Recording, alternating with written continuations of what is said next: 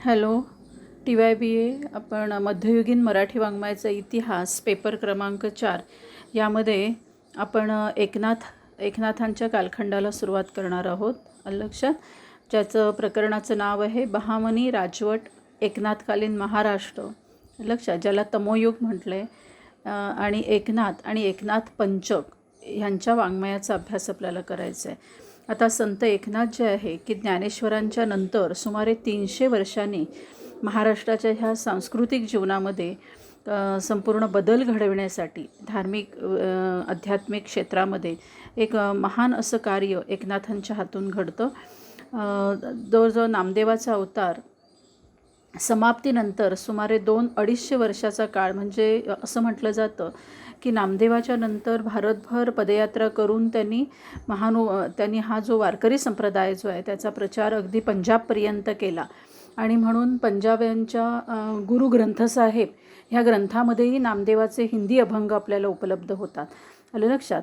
या काळामध्ये समाजामध्ये मार्ग दाखवणारा असा संत जो आहे तो नव्हता. आणि ही जी तुटलेली परंपरा होती, म्हणजे कोणापासून, नामदेवापासून जी तुटलेली परंपरा होती, त्या काळामध्ये संत एकनाथांचा जन्म झाला. आणि म्हणून असं म्हटलं जातं, जनार्दनी एकनाथ खांब दिला भागवत. या भागवत धर्माचा पाया ज्यांनी घातला, भगवत भक्तीचा जो धर्म तो भागवत, त्याचा पाया घालणारे ते कोण आहे? संत एकनाथ. आता एकनाथांच्या काळामध्ये महाराष्ट्र कसा होता तर संपूर्ण तुम्हाला दिसून येईल की परकीय आक्रमणं सुरू झालेली होती. म्हणजे ती कधीच झालेली होती आणि विशेषतः त्याचा प्रभाव वाढलेला होता. म्हणजे मुस्लिम धर्मियांनी हजारो मंदिरे वगैरे मूर्ती फोडून त्या ठिकाणी मशिदी, दर्गे ही बांधायला सुरुवात केलेली होती. कारण मुसलमान सत्ता जी आहे, 5 पातशाह्या ज्या आहेत, त्यांनी आपले पाय संपूर्ण भारतभर पसरवले होते. आणि मराठी भाषेमध्ये आपल्याला दिसून येईल की त्यांची जी फारशी भाषा आहे त्या भाषेचा प्रभाव मराठीवर होऊ लागलेला होता. कारण संपूर्ण राजकीय व्यवहार जो आहे तो फारशी भाषेमध्ये केलेला होता. अशा परिस्थितीमध्ये परकीय आक्रमणाबरोबर हिंदू समाजव्यवस्थेतील जी विषमता आहे, जे अज्ञान आहे, हेच त्यांच्या प्रगतीला आड येते हे त्यांनी ओळखलं एकनाथांनी. ब्राह्मणांचे नैतिक अधःपतन ह्या काळात झालेले होते. म्हणजे ब्राह्मण केवळ नावापुरता राहिलेले होते. भोंदू गुरूंची निर्मिती झालेली होती, जो तो आपला भगवे वस्त्र घातले की चालला गुरुगिरी करायला. आणि असे पोटापाण्याचे प्रश्न त्याच्यावर ते भागवत होते. वर्णव्यवस्थेच्या कठीण बंधनामुळे बहुजन समाज जो आहे, क्षुद्र, ह्यांना संस्कृत विद्येपासून दूर ठेवलेलं होतं. हे आपल्याला सगळ्यांना पहिल्यापासूनच माहीत आहे की संस्कृत भाषा ही देववाणी. त्यामुळे इतर जे प्राकृत म्हणजे गावंढळ असं म्हणता येईल साध्या भाषेमध्ये, तर ह्या ज्या भाषा आहेत त्यांना कमी महत्त्व दिलं गेलं. आणि त्यामुळे संस्कृतामध्ये, भगवद्गीतेमध्ये, रामायण, महाभारत, पुराणं ह्यामध्ये जे खरं ज्ञान होतं ते कधीच सर्वसामान्य लोकांपर्यंत पोचणारं नव्हतं. आणि त्यामुळे काय, सामान्य माणसं जे आहेत ते क्षुद्र देवतांच्या नवस पूजा करत होते. म्हणजे जसं सांगितलं, दगडाला शेंदूर लावून, वेगवेगळ्या मृतात्म्यांना जागृत करून. आणि हिंदू लोक जे आहेत त्या काळामध्ये मुसलमानांचा प्रभाव एवढा वाढलेला होता की हिंदू लोक पिराची पूजा करू लागलेले होते. काही क्षुद्र लोक तर स्वतःच्या मर्जीने मुसलमान झालेले होते. काही सरदार जे आहे ते परकीय राजसत्तेचे म्हणजे मुस्लिमांचे चाकरी करू लागलेले होते. म्हणजे आपल्याच देशामध्ये, राज्यामध्ये, पण मुसलमान राज्यकर्त्यांच्या दारी राहून ते तिथे नोकरी करू लागलेले होते. हिंदू समाजाची अशी एकदम भयग्रस्त अवस्था होती की देवधर्म वगैरे ह्याचा अभिमान सोडाच की मंदिरं तिथे टिकून दिलेली नव्हती. अशा काळामध्ये भक्ती पण लयाला जाऊ लागलेली होती. अशा कालखंडामध्ये भागवत धर्माच्या प्रचाराचं एक प्रचंड मोठं असं आक्रमक कार्य नाथांनी ह्या कालखंडामध्ये ह्या परकीय आक्रमणाला तोंड देण्यासाठी त्यांनी सुरू केलं. आणि ती दूरदृष्टी जी होती, ती दूरदृष्टी त्यांना जनार्दन स्वामी, त्यांचे जे गुरु आहेत, त्यांच्याकडून ती मिळालेली होती. आणि भागवत धर्म जो आहे, भगवत भक्तीचा धर्म, ह्याची स्थापना करून एवढंच नाही तर महाराष्ट्रामध्ये या हिंदू आणि मुस्लिम ह्यांच्यामध्ये ऐक्य निर्माण करण्याचंही कार्य ह्या कालखंडामध्ये ते करतात. आता त्यांनी ह्या सगळ्या संदर्भामध्ये जे कार्य केलं ते एकाच बाजूला लेखन रूपामध्ये त्यांचं, ग्रंथरूपाने त्यांचं कार्य फार आहे.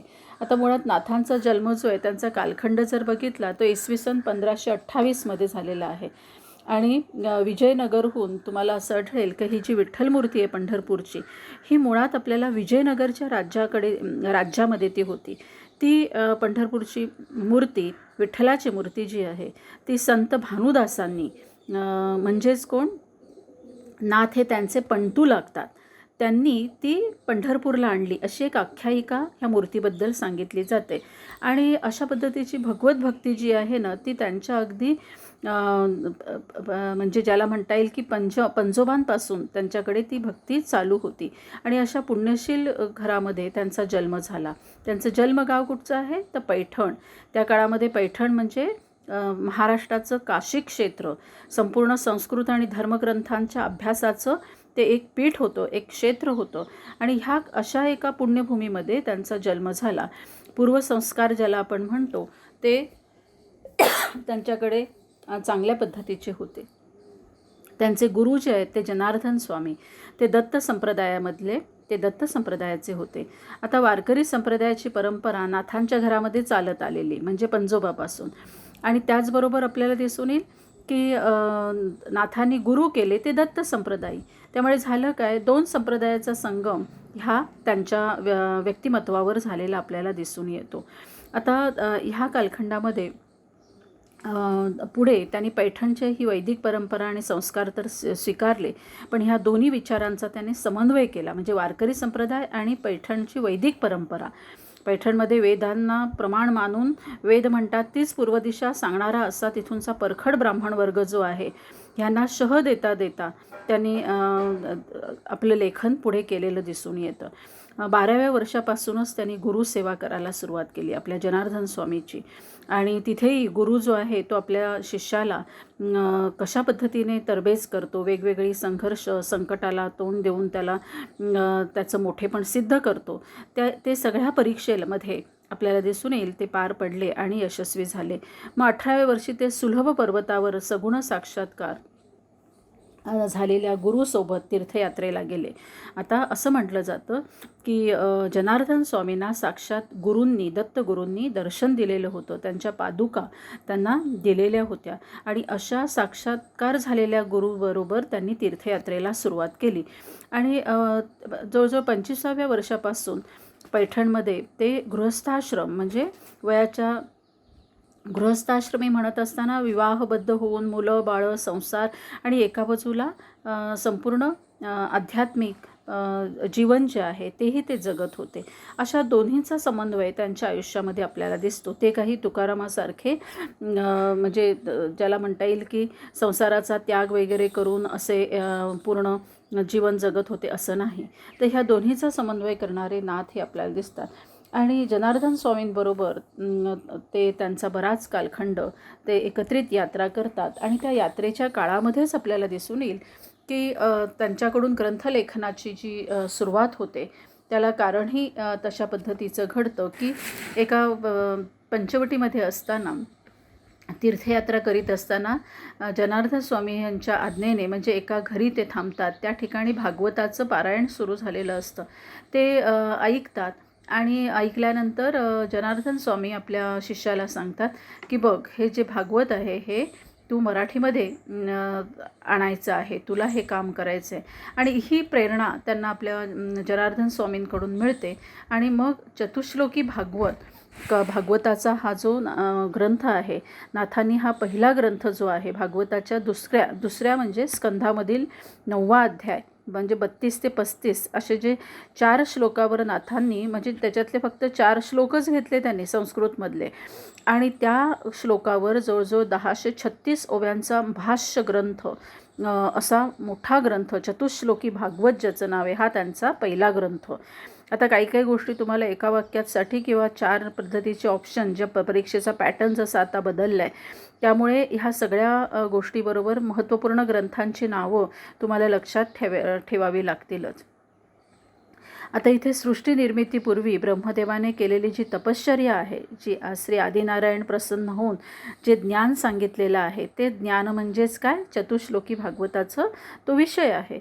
सृष्टीरूपी म्हणजे त्यांनी तो सिद्धांत काय सांगितलेला आहे आदिनारायणाने, की ह्या सृष्टीरूपामध्ये मीच वसत असतो, हा त्या ग्रंथाचा सिद्धांत आहे. म्हणजेच काय, परमेश्वर तत्व हे कणाकणात सृष्टीच्या कणाकणामध्ये विराजमान आहे. सर्वाभूती भगवत भाव ही प्रमुख हे मुख्य भक्तीचं तत्त्व त्यांनी इथे सांगितलं. आणि असा हा भागवत संप्रदायाचा संदेश ह्या ग्रंथातून भगवत भक्ती करण्यासाठी इथे भटक तिथे भटक असं न करता त्यांनी असं म्हटलं की सगळ्यांच्या ठिकाणी म्हणजे अगदी प्राणीमात्रांमध्ये कणाकणामध्ये परमेश्वराचं अस्तित्व आहे, असा तो सिद्धांत आणि असं हे तत्त्व हा भगवत संप्रदायाचा ज्याला म्हणता येईल संदेश, तो ह्या ग्रंथातून त्यांनी दिला आहे. जनार्दन स्वामी आणि एकनाथ तीर्थयात्रा करीत असताना जसं मी सांगितलं, चंद्रभट ब्राह्मणाच्या घरी ते एक राक्त वस्तीला राहतात आणि तिथे त्यांनी चतुश्लोकी भागवतावरील जे चंद्रभट होते ते पुराण सांगत होते तिथे जमलेल्या लोकांना, ते ऐकलं आणि चतुश्लोकी भागवतावर प्राकृत म्हणजे कुठची, आत्ता आपली मराठी भाषा, या भाषेमध्ये टीकालेखन करण्याची आज्ञा कोणी दिली त्यांना, जनार्दन स्वामींनी नाथांना दिली. आणि भागवताच्या दुसऱ्या स्कंधावरील अगदी 9व्या अध्यायाचे हे 32 ते 35 तुम्हाला सांगितले, ह्या ओव्यांचं लेखन त्यांनी केलं. आणि असा हा भागवत ग्रंथ जो आहे, भक्ती एका मार्गापेक्षा कशी श्रेष्ठ आहे, म्हणजे भक्तीच्या पुढे इतर सगळे मार्ग जे आहेत हे कमी महत्त्वाचे आहेत. म्हणजे नाथांनी ह्या ग्रंथामध्ये काय केलेलं होतं की ईश्वर हा भक्तीच्या आणि गुरुभक्तीच्या प्रचारासाठी त्याचं महत्त्व सांगण्यासाठी त्यांनी हा ग्रंथ लेखन केलेला आहे. या ग्रंथावर ज्ञानेश्वरी म्हणजे ज्ञानेश्वरांची ज्ञानेश्वरी, अमृतानुभव, ज्ञानेश्वरांनी लेखलेले चांगदेव 62 हे ग्रंथ नाथांनी मूळ रूपात ज्ञानेश्वरांनी लेखन केलेले हे ग्रंथ वाचलेले आहेत. त्यामुळे त्याचाही प्रभाव आपल्याला ह्या ग्रंथावर पडलेला दिसून येतो. असा हा टीकाग्रंथ आहे. टीकाग्रंथ, भाष्यग्रंथ कशाला म्हटलं जातं की ओरिजिनल एक संस्कृतमध्ये ग्रंथ असतो आणि त्या संस्कृतमधील ग्रंथाचं काय केलं जातं, साध्या सोप्या शब्दामध्ये, म्हणजे तिथे जर 10 श्लोक असतील तर 10चे 50 श्लोक करून सांगितले जातात, असं दीर्घ स्पष्ट करून सांगितलं जातं, त्याला म्हटलं जातं भाष्यग्रंथ.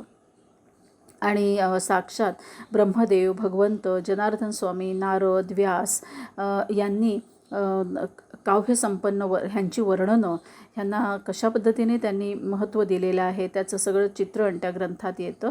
आणि ब्रह्मरस म्हणजे साक्षात परमेश्वरच प्राप्तीचा रस जो आहे, अलंकाराची भाषा, त्यांचं वक्तृत्व शैली, निरूपण, रूपक योजना, म्हणजे कशा पद्धतीने तो ग्रंथ जो आहे तो लोकांना समजावून सांगावा आणि त्याचं महत्त्व लोकांपर्यंत पटवून द्यावं. त्यामुळे इथे दिसेल की भाषेचा अभिमान जो आहे तो वारंवार त्यांच्या लेखनातून आपल्याला दिसून येतो. संस्कृतनिष्ठ पंडिताचा आता त्या कालखंडामध्ये जी श्रेष्ठ भाषा म्हणजे कुठची, संस्कृत होती. तर त्यामुळे त्या काळातल्या लोकांनी ज्यावेळेला त्यांना प्रश्न विचारला की अरे ह्या क्षुद्र भाषेमध्ये कुठे हे ग्रंथ लेखन करतो, पंडितांनी त्यावेळेला आक्षेप घेतलेला होता. आणि अशा वेळेला त्यांनी विनम्रपणे सांगितलेलं आहे की माझे हे बोल वाकडे तिकडे आहेत, पण ते तुम्ही गोड मानून त्याच्यामध्ये साक्षात परमेश्वराचा ब्रह्मरस त्याच्यामध्ये आहे, म्हणजे खरं धर्माचं ज्ञान त्याच्यामध्ये आहे, तर ते ह्या माझ्या बोलीभाषेतून त्याचा तुम्ही स्वीकार करा. पण तो काळ असा होता की संस्कृत भाषेला देववाणी मानणारा समाज त्यांनी लेखन केलेल्या ग्रंथाला म्हणजे ज्याला म्हणता येईल की ज्यावेळेला काशी क्षेत्रामध्ये त्या ग्रंथाचं ज्याला म्हणता येईल की मिरवणूक काढली जाते आणि अशा वेळेला ब्राह्मणांनी त्यांना विरोध म्हणजे पालखी काढली जाते. काशी क्षेत्रामध्ये मिरवणूक म्हणजे पालखी, आपण बघतो ना की गोकुळ अष्टमीला पालखी, तसा पालखीमध्ये ग्रंथ ठेवून ज्या वेळेला मिरवणूक काढली गेली त्यावेळेला त्यांना नकार दिला की हे कसलं तू केलेलं आहे, साध्या सामान्य क्षुद्र भाषेमध्ये संस्कृतमधल्या देववाणीचा तू अपमान केलेला आहे, हा ग्रंथ सामान्य क्षुद्र बोलीमध्ये का आणला, हा ग्रंथाचा अपमान झालेला आहे, असा त्यांनी विरोध नोंदवलेला होता त्या ग्रंथाला.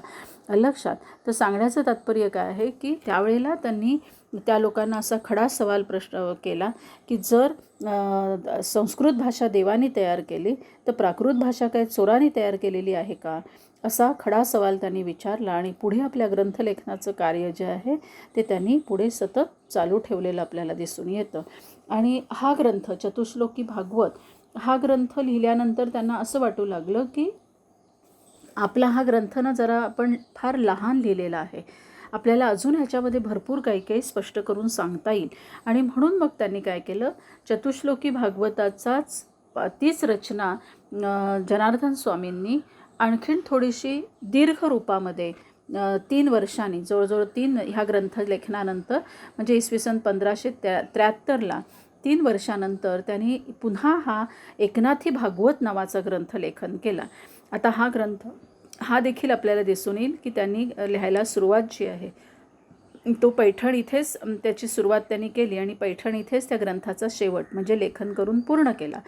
आणि भागवत धर्माचं तत्त्वज्ञान नाथांनी मराठीमध्ये आणण्याचा जो सविस्तर असा प्रयत्न केला तो म्हणजे एकनाथी भागवत, लक्षात.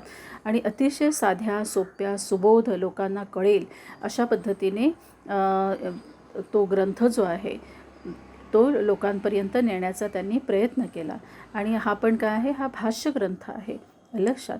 जवळजवळ त्याच्यामध्ये तुम्हाला दिसेल की भागवताची ओवी संख्या ह्या ग्रंथाची ओवी संख्या किती आहे तर 18,800 एवढ्या ओव्यांचा नाथांनी अतिशय साध्या सोप्या म्हणजे त्याच्यामध्ये ज्ञानेश्वरीमधलं तत्त्वज्ञान आहे, भागवत धर्मासंबंधी भगवत भक्तीचा महिमा त्यांनी त्याच्यामध्ये सांगितलेला आहे. तरीसुद्धा त्यांनी मराठी भाषेचा गोडवा गायलेला आहे की मराठी भाषा ही कशी वंदनीय आणि श्रेष्ठ आहे. आणि अशा पद्धतीने हा एकनाथी भागवत नावाचा ग्रंथ त्यांनी ज्यामध्ये कर्म अकर्म विकर्म हे विषय की कर्म कशाला म्हणतात आपल्याला एवढंच नाही तर गुरुवर्णन, ईश्वराचं सगुण रूपाचं वर्णन, गुरुभक्ती, नाथांच्या सगळ्यात प्रिय विषय जर काय असेल ते गुरुला फार महत्त्व देतात. त्या गुरुचं महात्म्य जिव्हाळ्याने त्यांनी ह्या ग्रंथामध्ये गुरुविषयीचा आपला पूज्य भाव जो आहे तो त्यांनी इथे व्यक्त केलेला दिसून येतो. गुरुला त्यांनी क्षीरसागर, चित्समुद्र, कर्णधार अशी विविध रूपकं दिलेली आहेत की साक्षात तो आपल्या जीवनाचा कर्णधार आहे, तो क्षीरसागर आहे, कधीही न संपणारा ज्ञानाचा सागर, लक्षात, अथांग आहे, असं गुरुबद्दलच्या ज्ञानाची महती त्यांनी सांगितले. नाथांनी ज्ञानापेक्षा कशाला महत्त्व दिले, भक्तीला महत्त्व दिलेलं आहे. भक्तीशिवाय ज्ञानाचा भार कोणीही माणूस उचलू शकणार नाही. म्हणून ब्राह्मणापेक्षाही भक्ती करणारा शूद्र जरी असला, खालच्या जातीतला जरी असला आणि जन्माने नुसता ब्राह्मण असला पण तो भक्ती करत नसला तर तो हीन आहे. आणि शूद्र जर भक्ती करत असेल तर तो श्रेष्ठ आहे. म्हणून भक्ती हे मूळ ज्ञान हेच फळ आहे आणि वैराग्य त्या ठिकाणीच फुलत असतं, असं भक्तीचं महात्म्य वारंवार त्यांनी सांगितले. आणि एवढंच नाही तर मराठीविषयीचा अभिमान त्यांनी ह्या ग्रंथामध्ये वर्णन केलेलं आपल्याला दिसून येतो. संस्कृत वंद्य आणि प्राकृत काय निंद्य आहे का, प्राकृत काय अशुद्ध आहे का, अशा पद्धतीने कोणत्याही भाषेचं ब्रह्मकथन जे आहे म्हणजे जर परमेश्वराचे विचार कोणत्याही भाषेमध्ये आले तर ती भाषा अपवित्र होऊच शकत नाही. अशा पद्धतीने त्यावेळेला त्यांनी भाषेचं महात्म्य पण सांगणारा असा ज्ञानेश्वरानंतर जशी त्यांनी भगवद्गीता मराठीमध्ये आणली तसंच ह्यांनी भागवत मराठीमध्ये आणलेलं होतं. आणि तो त्यांचा प्रयत्न त्यावेळच्या ब्राह्मण लोकांना आवडला नाही, त्यांनी त्यांचा विरोध केला, त्यांनी मानसिक छळ त्यांचा केलेला आपल्याला दिसून येतो. आता ह्या गोष्टी जर सोडल्या तर अतिशय रसाळ भाषेमध्ये कथात्मकता म्हणजे गोष्ट, एखाद्याला आपण गोष्ट सांगतो तसा गोष्टी वेल्हाळ पद्धतीने त्यांनी संसारिकांच्या म्हणजे थोडक्यात असं की जे संसार करणारे आहेत त्यांनी संसार करताना पण क्षणकाळ परमेश्वराची भक्ती केली तरीसुद्धा ती पूर्ण आहे. खास संन्यास घेऊन एखाद्या पंथाचा तुम्ही प्रवेश करायला पाहिजे असं नाही, तर असं सर्वसामान्य जनांना अत्यंत विनयशील पद्धतीने त्यांनी ह्या ग्रंथाचं श्रेष्ठत्व आणि महती आपल्याला सांगितलेली दिसून येते. त्यामुळे एकनाथी भागवत हा त्यांचा दुसरा भागवतावरचा ग्रंथ ठरतो. आपल्याला एका वाक्यात विचारताना विचारू शकतात की नाथांचा पहिला ग्रंथ कोणता, लक्षात. नंतर मग एकनाथी भागवत हा त्यांचा ज्याला म्हणता येईल हा त्यांचा भाष्य ग्रंथ हा कशावरती आहे, तर आपल्याला तो भागवतावरती आधारलेला आहे हे आपल्याला सांगता आलं पाहिजे. म्हणून प्रत्येक वेळेला जे जे शब्द ग्रंथाच्या स्वरूपात ज्याचा उल्लेख होतो त्या ग्रंथांची नावं आपल्याला लक्षात ठेवली पाहिजेत. तरच आपण काय करू शकतो, पुढे येणारी जी एका वाक्याची उत्तरं आहेत ती आपल्याला देण्यासाठी ह्या सगळ्या गोष्टीचा उपयोग व्यवस्थित होऊ शकतो. आपण इथे थांबूया.